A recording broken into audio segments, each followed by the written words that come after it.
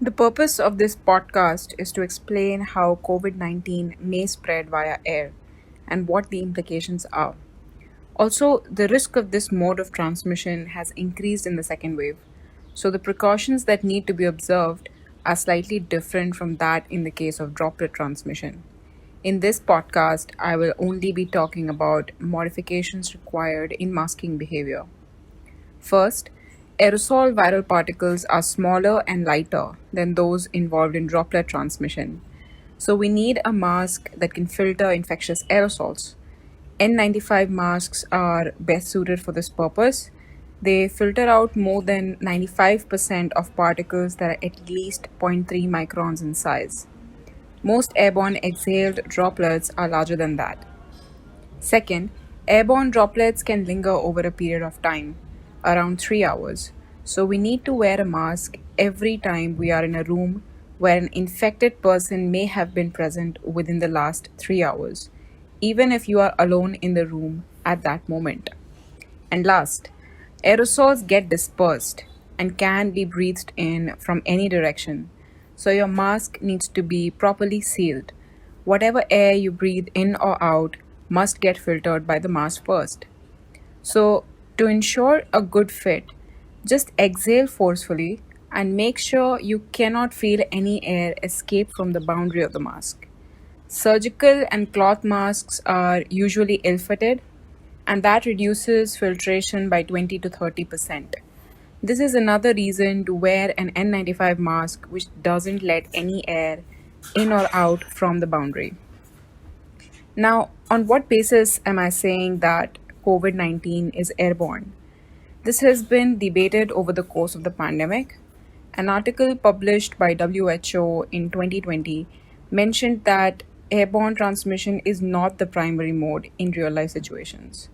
But a little more than a couple of weeks ago, a paper published in The Lancet has cited various events that have taken place that can only be explained by airborne transmission of COVID 19. I've given a link to that paper so that you can go through the details, but the main conclusion is that airborne transmission of COVID 19 certainly can occur in real life situations.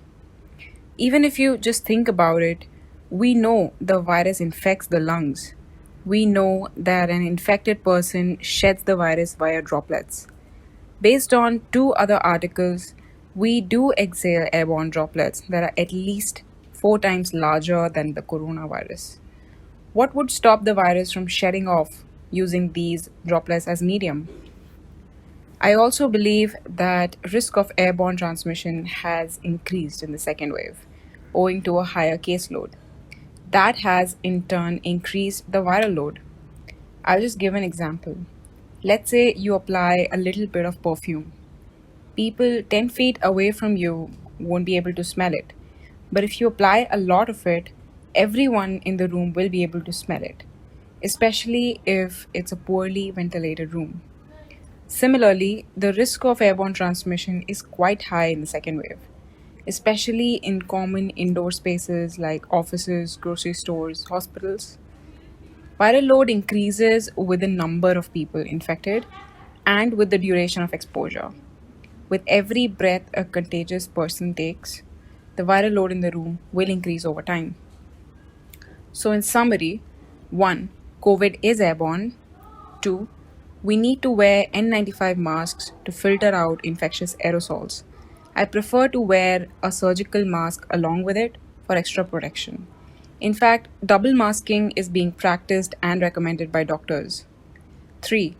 Do not take off your mask anytime you are outside, even if nobody is within 6 feet of you.